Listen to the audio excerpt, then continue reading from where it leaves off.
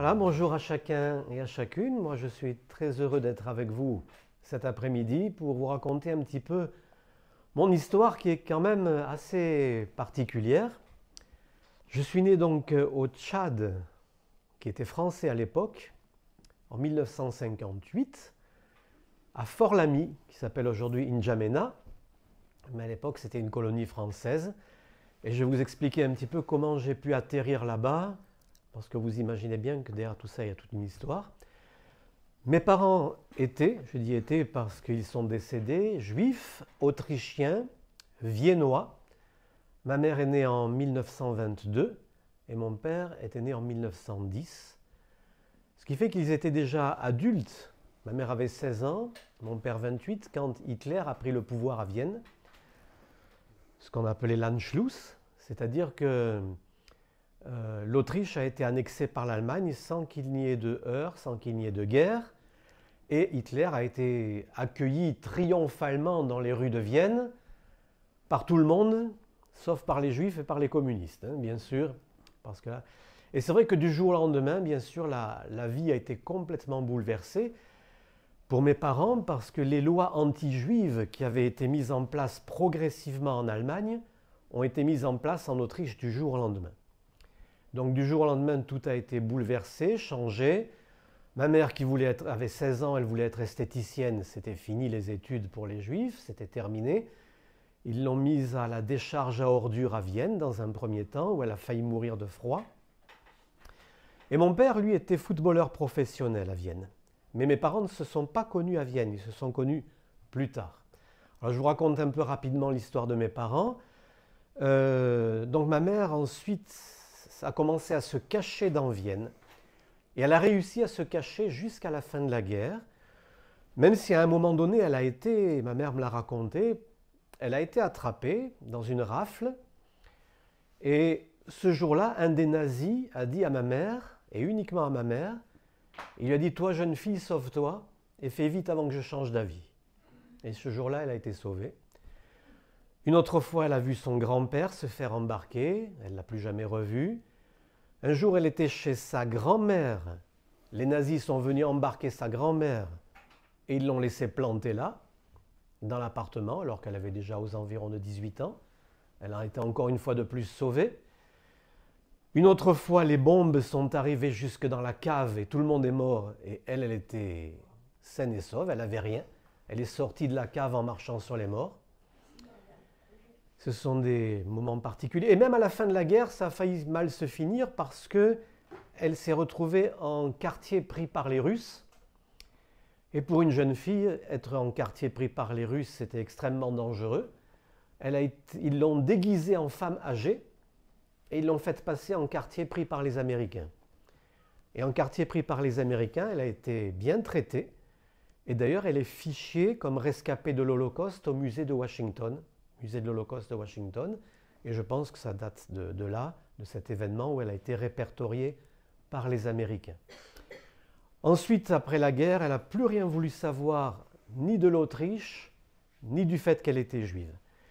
Elle a rejoint quand même un oncle et une tante à Paris, qui s'appelaient Hermann et Martha Schindler, comme la liste de Schindler, mais ils étaient juifs. Hein.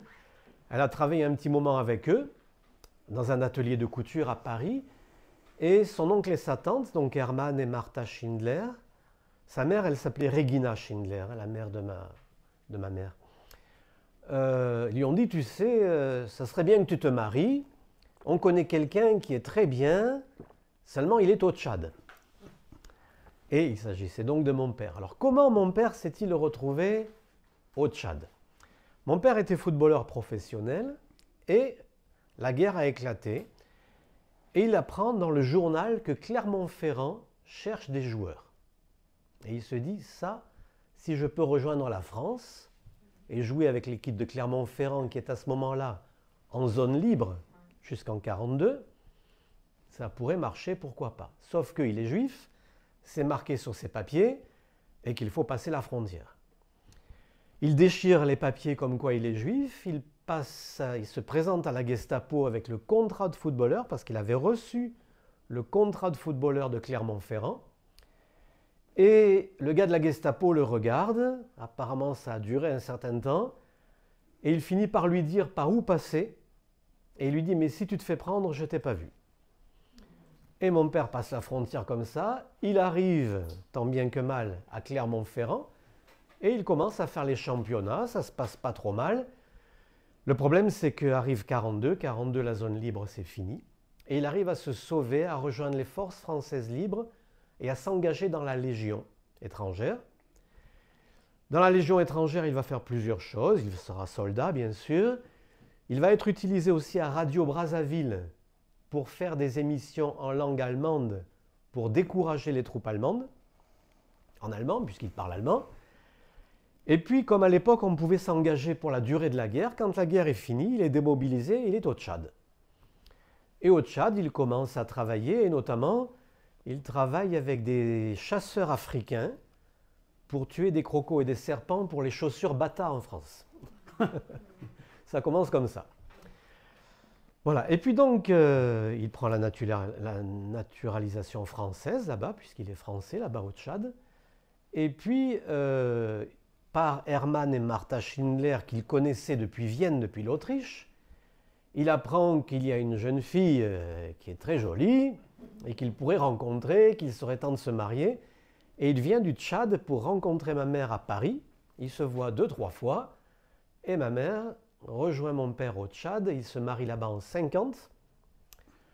Et voilà. Et puis moi, je suis né en 58 à Fort-Lamy, qui s'appelle donc N'Djamena. Sauf que quelques mois après ma naissance, le couple qui n'allait déjà pas bien se sépare.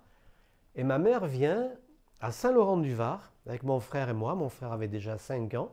Moi, j'avais 6 mois à Saint-Laurent-du-Var. Et à Saint-Laurent-du-Var, eh bien, on va grandir, mon frère et moi. Et personne ne sait à Saint-Laurent-du-Var, à part notre médecin de famille, qui est juif d'ailleurs, le docteur Merovka, personne ne saura jamais qu'on est juif. Même pas moi. Même pas moi. Et il va falloir que j'attende mes 24 ans pour mon mariage pour que j'apprenne que je suis juif, parce que ma femme était catholique. Et le problème, c'est que je n'étais pas baptisé. Et le curé n'était pas trop d'accord pour nous marier, alors que je n'étais pas catholique. Juste avant ça, j'avais fait mon service militaire.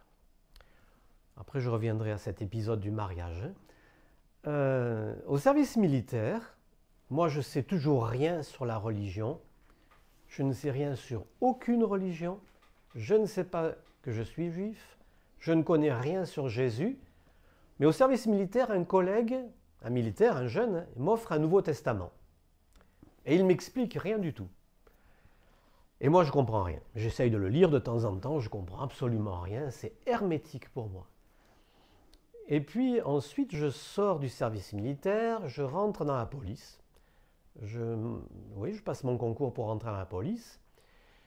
Et alors que je connais déjà donc ma fiancée, je suis dans la police, un jour j'essaye de lire encore une fois ce Nouveau Testament, je ne comprends toujours rien. Et je dis à Dieu, maintenant si tu existes, tu viens dans ma chambre et tu m'expliques ce livre. Et j'étais en colère. Et Dieu ne vient pas dans ma chambre et il ne m'explique pas le livre. Sauf que quelques mois plus tard, un collègue dans la police me dit « Est-ce que tu veux que je t'explique l'Évangile ?» Et moi, je n'ai pas réalisé sur le coup que c'était la réponse à ma prière, qui était une drôle de prière, un peu énervée, mais c'était une prière quand même. Il m'a expliqué l'Évangile dans une caserne de CRS à Marseille pendant 2 ou 3 soirs. Et je me suis converti à 100% de tout mon cœur à Jésus dans une caserne de CRS et sans aucun arrière-plan de mon judaïsme puisque je n'avais pas en fait d'éducation religieuse du judaïsme, aucune. Et à ce moment-là, donc j'étais jeune marié, j'étais marié depuis 6 mois puisque finalement, monsieur le curé a accepté de nous marier sans que je sois baptisé. J'étais bien content parce que j'avais eu l'occasion d'assister une fois à une messe, avec l'intention éventuellement de devenir catholique. Mais quand j'ai assisté à cette messe, ça ne m'a pas plu du tout. Et je me suis dit, oh là là, ça c'est pas pour moi, ça ne me convient pas. Et voilà que je viens d'accepter Jésus, ma vie est bouleversée. Et quelques jours après, j'en parle à ma femme. On était mariés depuis 6 mois, ma femme est très étonnée, jamais j'avais parlé de Dieu. Je lui parle en tête à tête comme ça. Elle qui connaissait bien la religion catholique, étant catholique italienne. Et elle accepte Jésus, elle se donne à Jésus, elle se convertit de tout son cœur. Et on commence à fréquenter pour la première fois une église évangélique. Et nous nous sommes fait baptiser tous les deux en juin 83. Donc c'est en avril 83 que j'ai accepté Jésus, ma femme aussi, 15 jours après. Et 3 mois après, on s'est fait baptiser dans une église évangélique. Ensuite, j'ai habité à Antibes, j'étais à la caserne des CRS de Saint-Laurent-du-Var. Et très tôt, j'ai reçu un appel dans mon cœur pour servir le Seigneur. Et pendant des années, j'ai aidé le pasteur dans l'église et j'ai continué mon travail dans la police. Jusqu'à ce qu'un jour, la porte s'ouvre pour moi pour rentrer dans le ministère pastoral. Je me suis mis en disponibilité dans la police, où j'avais quand même fait déjà 15 ans. Et je suis parti comme pasteur stagiaire 4 ans à Marseille. Ça s'est bien passé. Et puis, j'ai été pasteur pendant 25 ans. Au cours de ce ministère pastoral, il s'est passé quelque chose de particulier. C'est qu'un chrétien dans mon assemblée en Dordogne, à Sarlat, qui ne savait pas que j'étais juif parce que j'arrivais pas à en parler. C'était un secret de famille, c'était la chose qu'il ne fallait pas dire. C'était comme ça, il ne fallait pas en parler, j'avais grandi avec ça, il ne fallait pas le dire. C'était dangereux, c'était risqué. Ma mère me disait surtout il ne faut pas en parler, si tu savais tout ce que ça a fait dans ma vie. Voilà. Donc j'avais compris que c'était vraiment le truc à ne pas dire. Et en plus, je ne savais pas trop quoi dire parce que je ne savais pas vraiment ce que c'était qu'être juif. Et je ne connaissais rien sur le judaïsme. Mais là, à Sarlat, un chrétien qui ne savait pas que j'étais juif m'a offert une méthode d'apprentissage d'hébreu sur CD-ROM. À l'époque, c'était en CD-ROM. Et moi, j'ai commencé à me passionner pour l'hébreu avec ça. Et c'est le fait d'étudier l'hébreu qui a commencé à faire germer en moi le fait que j'étais juif. C'était une action de Dieu, c'est une action du Saint-Esprit qui était en train de me dire « Ouh, n'oublie pas que tu es juif ». Et moi, j'avais envie de dire à Dieu « Mais j'en ai rien à faire ». Non, mais c'est bien ça. Et puis, ça commençait à monter en moi et je me disais « Mais qu'est-ce que je vais faire avec ça ?» Tu es juif, d'origine autrichienne, ashkénaze. Je commence à apprendre un petit peu qu'est-ce que c'est. Et puis, je suis nommé pasteur à Chambéry. Et à Chambéry, dans l'église, tout ça c'est conduit par Dieu, bien sûr, il y a un chrétien qui est ami avec le président de la communauté juive de Savoie. Et il me dit, je vais te présenter le président de la communauté juive de Savoie, le docteur Fachler. Et là, je rencontre ce docteur et je lui raconte mon histoire. Et il me dit, tiens, ça tombe bien, il y a une nouvelle prof à la synagogue, si tu veux, tu peux continuer à faire de l'hébreu avec elle. Et je m'inscris au cours d'hébreu à la synagogue avec une prof qui est super, une prof de fac, prof d'hébreu à la fac de Grenoble. Et en même temps, à cette synagogue, je commence à fréquenter des juifs pour la première fois, parce que ces juifs sont en cours d'hébreu avec moi. Et puis on commence à sympathiser, je commence à leur raconter mon histoire. La prof découvre aussi un petit peu mon histoire. Alors c'est amusant parce que la prof, la première fois qu'elle me voit, elle m'appelle Jacob. Moi je m'appelle Jacques. Et je dis c'est marrant parce qu'en fait j'aurais dû m'appeler Jacob. Parce que mon grand-père s'appelait Jacob, mon père aurait voulu que je m'appelle Jacob, et ma mère a dit non, surtout pas, sinon tout le monde va savoir qu'on est juif. Et donc ils se sont mis d'accord pour Jacques. Et voilà que cette prof qui ne sait rien m'appelle Jacob. C'est assez amusant, mais bon, c'est comme ça m'est resté. Et puis j'ai commencé à fréquenter un petit peu la synagogue, j'ai commencé à m'intéresser à toutes ces choses. Mais bon, dans tout ça, je suis pasteur et je n'ai pas trop le temps. Et puis, quelque temps, avant de pouvoir prendre ma retraite, on n'est pas obligé de prendre sa retraite, mais je commençais à approcher l'âge de la retraite, 62 ans. Il se trouve qu'une sœur dans l'église me dit, vous savez, il y a le directeur de Juifs pour Jésus qui est sur la région. Si vous voulez, je l'invite à la maison et il vient nous faire une conférence à l'église. Je lui dis, bah oui, tiens, pourquoi pas, ça peut être sympa, pourquoi pas. Et je reçois donc à l'église, en tant que pasteur, le directeur de Juifs pour Jésus à Chambéry. Et le lendemain de la réunion, je le reçois au bureau et je raconte mon histoire. Alors bien sûr, le directeur de Juifs pour Jésus, Josué Turnil, est très étonné de mon histoire et très intéressé aussi. Et je me dis, bon, on verra. Et puis, quelque temps après, il vient dans mon église quelqu'un qui savait que j'étais juif et qui était ami avec Steven Pacht, directeur de Juifs pour Jésus en Suisse. Et il me dit, si vous voulez, je vous présente le directeur de Juifs pour Jésus de Suisse. Je le connais bien, on se retrouve ensemble chez moi à Aix-les-Bains. Aix-les-Bains, c'est très près de Genève, là où il y avait Steven Pacht, et très près de Chambéry. Donc je me retrouve à Aix-les-Bains et je fais connaissance avec le directeur de Juifs pour Jésus de Suisse. Et je me dis quand même, c'est étonnant parce qu'au moment où tu songes à prendre ta retraite, voilà qu'en l'espace de 2 mois, tu fais connaissance avec 2 directeurs de Juifs pour Jésus, chose qui ne t'est jamais arrivée dans ta vie. Et je me suis dit, là, il y a une direction du Seigneur. Et effectivement, je prends ma retraite et je me suis engagé à servir avec Juifs pour Jésus.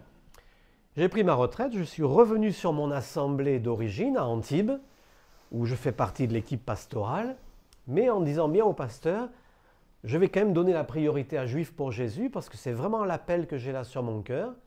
Et puis je sais qu'ils ont besoin de moi, tandis qu'à l'église, il y a déjà une grosse équipe pastorale.